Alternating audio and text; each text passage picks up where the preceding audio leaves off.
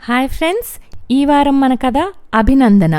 రచయిత్రి గోగినేనిమణి, చదువుతున్నవారు రాధికా గోగినేని. మరి కథలోకి వెళ్దామా? అభినందన. అమ్మా, నేను బయలుదేరుతున్నాను అని చెప్పిన వందన వైపు కౌసల్య చొరచొర చూసింది. బ్యాంకుకి వెళ్ళి నీ పన్ను చూసుకుని వచ్చేయి, తెలిసిందా? అనవసరమైన పనులన్నీ నెత్తికెక్కించుకోకు కూతురుతో కటుగానే అందావిడ. వందన నిట్టూర్చింది. ఇంకో 3-4 రోజులు గడిస్తే ఆ పనే చేస్తాను. ఇప్పుడు మాత్రం నా డ్యూటీ నాది అనుకుని ఉండలేకపోతున్నానమ్మా. ఉండాల్సిందే. ఇలాంటి గడ్డుకాలం దాపురిస్తుందని ఎవరైనా ఊహించామా? ఉద్యోగం అంటే తప్పనిసరి కానీ అలా ఊళ్ళు పట్టుకుని తిరగటం మాత్రం బాలేదు నిష్కర్షగా అంది కౌసల్య. బేలగా తల్లివైపు చూసింది వందన.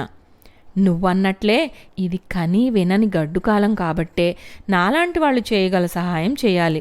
నిజానికి ఇది సాయం కానే కాదు, నా డ్యూటీలో భాగమే. కౌసల్య కోపం పెరిగిపోయింది. ఏమిటే మాటిమాటికి డ్యూటీ అంటావు? నీ ఆఫీస్ వాళ్ళు అలా ఊళ్ళు తిరిగి అందరికీ డబ్బు చేరవేయమని చెప్పలేదుగా? నీ అంతట నువ్వుగా కల్పించుకుని చేస్తున్న పనికి అదనంగా ఏమీ ఉండదు. జీతము పెంచరు, ప్రమోషను ఇవ్వరు. ఎగిరెగిరి దంచినా మామూలుగా దంచినా ఒకటే కూలి, అది తెలుసుకో. తల్లి మాటలకు వందన నిర్లిప్తంగా చూసింది. నాకు ఆ విషయం తెలుసమ్మా. ఎవరి మెప్పు నేను కోరుకోవటం లేదు. నేను చేస్తున్న ఉద్యోగానికి జీతం ఇస్తున్నారుగా, అది చాలు.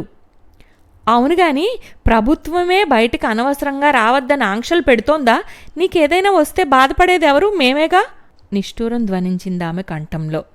ఆమె మాటల్ని అంగీకరిస్తున్నట్లుగా తల ఊపింది వందన. నిజమేనమ్మా, ప్రభుత్వం చెప్తున్నట్లుగా నేను అన్ని జాగ్రత్తలు పాటిస్తున్నాను. ఈ కరోనాకి భయపడి అందరూ ఇంట్లోనే కూర్చుంటామంటే ఎలా? అందరి అవసరాలు ఎలా తీరుతాయి? కొందరమైనా జాగ్రత్తలు తీసుకుని పనులు చేయాల్సిందే. అందుకే నేను అంటూ వందన మాటలు ఆపేసింది. నేనెంత చెప్పినా నీ చెవికి ఎక్కదు, నీ మాటే నీది అంది కౌసల్య ఆవేశంగా. ఒక్క మాట నిన్ను అడగలా అమ్మా అంది వందన తల్లివైపు చూస్తూ. ఆవిడ ఏమిటన్నట్లు చూసింది. మన పక్క పోర్షన్లో ఉండే గోవిందరావు అంకుల్కి నువ్వు రోజు టిఫిన్సు కూరలు ఎందుకు ఇస్తున్నావు? అదేం మాటే అంటూ ఆవిడ వందన వైపు చూసింది. ఆయన నన్ను చెల్లెమ్మ అంటూ ఎంత అభిమానం చూపిస్తారు. మన పెరట్లో పండుతున్న కాయగూరలన్నీ అన్నయ్య పెంచిన మొక్కలవే కదా. సుభద్ర ఊరికెళ్ళి రాకపోకలు లేకపోవటం వల్ల రాలేకపోయింది కదా. అందుకని అన్నయ్య ఇబ్బంది పడకుండా మన పట్ల ఎంతో అభిమానం చూపించే ఆయనకు ఆ మాత్రం ఇవ్వటం మన ధర్మం. ఆవిడ వచ్చాక మనమేమీ చేయనక్కర్లేదు. అసలు ఆయన ఏదోలా తనే చేసుకుంటానన్నా మీకోసం మేం ప్రత్యేకంగా చేస్తున్నదేం లేదు. సుభద్ర వచ్చే వరకు అంతే కదా అని నేనే ఒప్పించాను. ఇలాంటి సమయాల్లో ఇరుగు పొరుగుగా ఆ మాత్రం సాయాలు చేసుకోకపోతే ఎలా? తల్లి మాటలకు అవునమ్మా, నువ్వు చెప్పింది చాలా నిజం అంటూ వందన చిరునవ్వుతో తల ఊపి అంది. మరి నేను చెప్పేది చేస్తుంది అదే కదమ్మా. అవసరానికి ఇతరులకు చేయగలిగే సాయం చేయకుండా ఉండలేకపోవటం అనేది నాకు నాన్న నీ దగ్గర నుండే వచ్చింది. అసలు మిమ్మల్ని చూసే నేను నేర్చుకున్నానేమో. మావయ్య తను చేయగల సాయం మనకి చేస్తూనే ఉంటారు. మీరు అంతే. ఇరుగు పొరుగుతో ఇలా ఇచ్చిపుచ్చుకునే వ్యవహారం తప్పనిసరి. స్నేహబంధం బలీయం కావటానికి కేవలం వస్తువులే కానక్కర్లేదు, అభిమానాలు, ఆప్యాయతలు అన్నీ. నాన్న రిటైర్ అవ్వకముందు ఆ బ్యాంకులోనే పనిచేశారు కదా. అప్పుడేగా నాకు ఈ చుట్టుపక్కల గ్రామాల ప్రజలతో పరిచయం ఏర్పడింది. వాళ్ళంతా నాన్న చేసిన సాయాల్ని గుర్తుపెట్టుకుని ఎంత అభిమానం చూపిస్తారో. నాన్న వాళ్ళందరితో నా ఉద్యోగ బాధ్యతగా చేస్తున్నానంతే, ప్రత్యేకించి మీకు నేను చేస్తున్నదేం లేదు అని చెప్పటం నాకు గుర్తుంది. ఇది నీకు తెలుసు. నాన్న వాళ్ళ దగ్గర నుండి ఏమీ ఆశించకపోవటం వల్లనేగా అంతటి ఆపేక్షను గౌరవాన్ని చూపిస్తారు. అలాంటి గౌరవాభిమానాలు చాలవా? ఇంకేం కావాలి అని అడిగింది వందన. కౌసల్య నిట్టూర్చి నీతో వాదన పెట్టుకోలేను, సరే జాగ్రత్తగా వెళ్ళిరా అంది. వందన చిరునవ్వుతో తన ల్యాప్టాప్, మాస్క్ వగైరాలన్నీ సరిచూసుకుని బయలుదేరింది. కరోనా వల్ల ఆ చుట్టుపక్కల ఊళ్ళ వాళ్ళు బయటకు రాలేకపోతున్నారు. ప్రభుత్వం అందిస్తున్న చిన్న సాయం సంగతి వాళ్లకు తెలియదు. అందుకనే బ్యాంకులో పనిచేస్తున్న వందన పర్మిషన్ పొంది క్యాష్ బ్యాగు, ల్యాప్టాప్తో తన బండి మీద వెళ్ళి ఒకచోట కూర్చుని ఊరి వాళ్ళందరికీ సమాచారం ఇచ్చి వాళ్ళ అవసరాలకి ప్రభుత్వం ప్రకటించిన సాయాన్ని అందించి వాళ్ళ దగ్గర నుండి సంతకాలు, వేలిముద్రలు తీసుకుని అన్ని సాయంకాలాలు బ్యాంకులో అప్పచెప్పి ఇంటికి వస్తుంటోంది 4-5 రోజులుగా. అసలే కాలం బాగాలేదు, ఆ కరోనా అంటుకుంటే ఎలా అని కౌసల్య ఆందోళన. జాగ్రత్తలు తీసుకోవాల్సిందే తప్ప బాధ్యతల నుండి తప్పించుకోవటం సరికాదని వందన వాదన.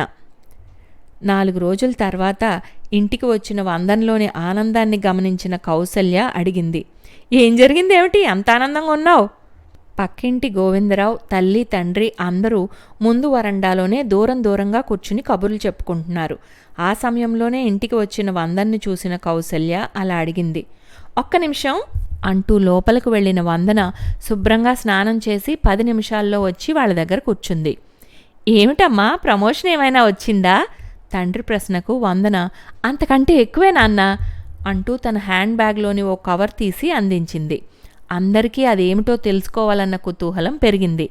ఆ కవర్ను అటూ ఇటూ తిప్పి చూసి, నీకు ఎవరు రాసిన ఉత్తరం అని అడిగాడాయన.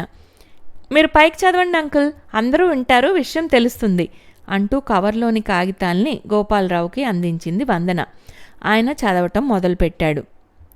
మేడం, నా పేరు కామేశం అండి. ఈ ఊళ్ళో ఇంటర్ చదువుతున్నాను. మీకు ఈ ఉత్తరం రాయాల్సి వచ్చిన అవసరం ఏమిటో మీకు అంతా చదివాకనే అర్థమవుతుంది. ఈ కరోనా వలన మా గ్రామాల్లో పరిస్థితి ఎలా ఉందో మీకు బాగానే తెలుసు కదండి.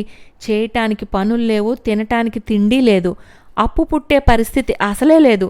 ఏమైనా ఉంటేనే కదా బదుళ్ళు ఇవ్వగలిగేది. ఇలాంటి భయంకరమైన పరిస్థితుల్లో మా ఊరుకో దేవదూత లాంటి అమ్మాయి వచ్చిందండి. అది మీరేనని మీకు అర్థమయ్యే ఉంటుంది. మీరు వచ్చి మీ సరంజామా అంతా పరుచుకుని ఒకచోట కూర్చుని అక్కడే తచ్చాడుతున్న నాకు ఊర్లోకి వెళ్ళి ప్రభుత్వం సాయంగా కొంత డబ్బు మీ ఖాతాల్లో జమ చేసింది కాబట్టి వచ్చి తీసుకోమని అందరికీ చెప్పి రావాలి అంటూ ఓ పని పురమాయించారు. నేను ఊళ్ళోకి బాణంలా దూసుకుపోయాను. ఈ మాట చెప్పగానే తిండి తిప్పలకు మొహం వాసి ఉన్న మా ఊరు వాళ్ళందరికీ పండగ వచ్చినట్లయిందండి. పరుగు పరుగున వచ్చి మిమ్మల్ని చుట్టుముడితే మీరు అందర్నీ కూర్చోబెట్టి డబ్బు ఇచ్చి వేలిముద్రలు తీసుకున్నారు. మేడం, మీకో 2 మాటలు చెప్పాలని బాగా అనిపిస్తోంది. మా ఊళ్ళోని ఏ ఒక్కరి పరిస్థితి కూడా మెరుగ్గా లేదు. అందరిది ఒకే సమస్య, భయంకరమైన ఆకలి భూతం. దాన్ని హతమార్చే దారి కనిపించక చిన్న పెద్ద అందరూ తల్లడిల్లటమే. రోదన వల్ల ఆకలి తీరే మార్గం లేదని పిల్లలకు తెలిసిపోయింది. పిల్లల ఆకలి తీర్చలేని దౌర్భాగ్యానికి కుమిలిపోయే వేదనే పెద్దలకు మిగిలింది. అలాంటి సమయంలో మీరు వచ్చి అందించిన గోరంత సాయమే మా అందరికీ కొండంత బలాన్నిచ్చింది. ఎక్కడికో పనుల కోసం వలస వెళ్లిన కొడుకులు తిరిగి వచ్చే దారి లేక అక్కడే చిక్కడిపోతే వృద్ధులు మనవల్ని ముందు పెట్టుకుని ఆకలి చూపులతో వాళ్ల పిల్లల రాక కోసం ఎదురుతెన్నులు చూసే పరిస్థితేనండి ప్రతి ఇంట్లో.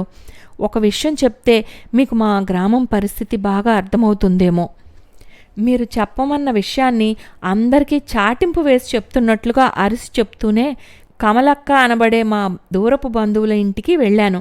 మాటి మాటికి 2 చిన్నపిల్లలు ఆకలనే అమ్మని అడిగినా ప్రయోజనం లేదని తెలిసి మాటి మాటికి వెళ్ళి పొయ్యిని చూసి వస్తున్నారట. ఇది చూసి కొంగు నోట్లో కుక్కుని నేలపై బోర్లా పడుకుని కమలక్క కుమిలి కుమిలి ఏడుస్తోందమ్మా.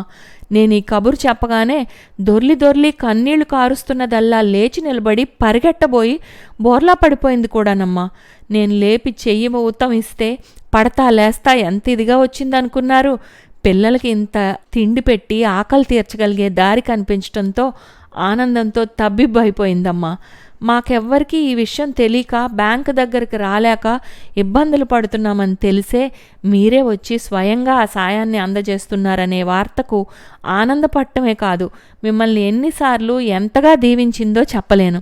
కమలక్క మాత్రమే కాదండి, మా ఊరు ప్రజలందరూ మనసులోనే మీకు కృతజ్ఞతగా ఎన్నెన్ని దండాలు పెట్టుకున్నారో కూడా వివరించాలంటే నాకు మాటలు దొరకటం లేదండి.